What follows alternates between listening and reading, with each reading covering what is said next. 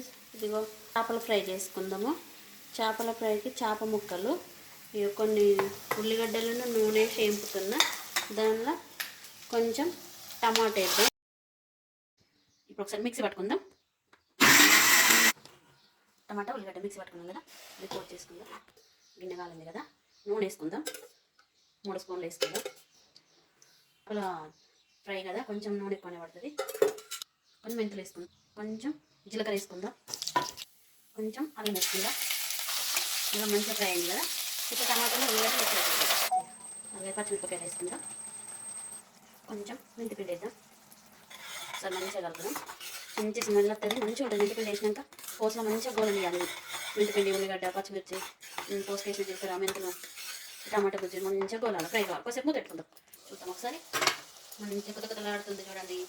ఇప్పుడు కొంచెం పసుపు వేసుకుందాం. ఒకసారి మంచిగా కలుపుదాం. కొంచెం ఉప్పు వేద్దాం, కొంచెం కరివేపాకు వేద్దాం. సూపర్ కొత్తలాడుతుంది చూడండి. నూనె పైకి తేలింది. ఒక చెంచా కారం వేసుకుందాం. ఒకసారి మంచిగా కలుపుదాం. ధనియాల పొడి వేద్దాం, కొంచెం ఒక స్పూను, ఒక చెంచా ధనియాల పొడి వేసి కలుపుకోవాలి. ధనియాలు ఒక 2 నిమిషాలు. కొన్ని మామిడికాయ ముక్కలు వేసుకుందాం.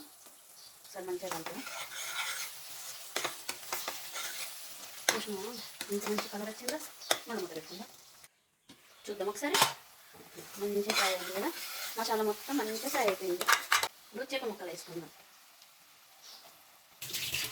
చేప ముక్కలు వేసినా కదా, ఒకసారి అటు ఇటు అండి. ఒకసారి చూద్దాం. మంచిగా ఫ్రై అయిపోయింది. కొంచెం వాటర్ వేసుకుందాం. కొన్ని వాటర్ వేయాలి.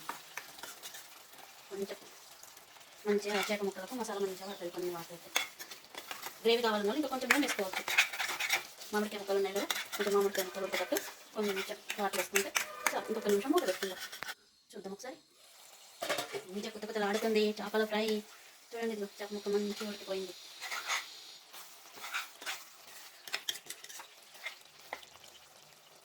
మంచి ఫ్రై అయింది చూడండి. కొంచెం కొత్తిమీర వేసుకుందాం. చూడండి ఎంత మంచిగా ఫ్రై అయిందో. చేప ముక్క మామిడికాయ ముక్కలు మంచిగా ఫ్రై అయింది కదా. ఒకసారి టేస్ట్ చూడండి. చేపల ఫ్రై ఎంత టేస్టీ ఉంటుందో. నచ్చితే లైక్ కొట్టండి, షేర్ చేయండి, కామెంట్ చేయండి. ఇంతే చేపల ఫ్రై. ఇంకా 10 నిమిషాలలో చేపల ఫ్రై అయిపోయింది. చూడండి కొత్తలాడుతుంది. వావ్, సూపర్ కర్రీ, యమ్మీ యమ్మీ.